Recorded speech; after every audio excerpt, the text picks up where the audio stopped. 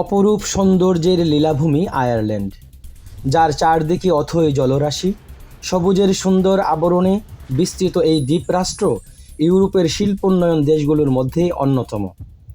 এবারের ঈদ আনন্দ সকল প্রবাসীরা উপভোগ করেছে পারিবারিক আড্ডা, গেট টুগেদার ও মিলন মেলায়। নারী পুরুষ ছেলেমেয়েরা পারিবারিক সব আয়োজনে দূর প্রবাসের বুকেও দেশের স্বাদ প্রিয়জনদের অভাব কিছুটা হলেও লাঘব করার সুযোগ খুঁজে পায়। বন্ধুদের সাথে আড্ডা ও খেলাধুলায় ক্লান্তি শ্রান্তি অবসান্ন প্রবাস জীবনে কিছুটা সুখ ও অবসাদ খুঁজে পায়। এখানে কুরবানির গরু কেনা যথেষ্ট বিড়ম্বনা। কেউ কেউ সরাসরি গরুর খামারে গিয়ে নিজের মতো করে গরু চয়েস করে কুরবানির জন্য দিয়ে আসে।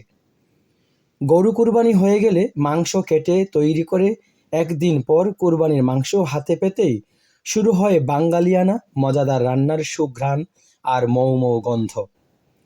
সকলের ঘরে ঘরে শুরু উৎসব মুখর হরেক রকম রাঁধুনি ও জিভে জল আসা কত রকমের মুখরোচক খাবারের সমারোহ।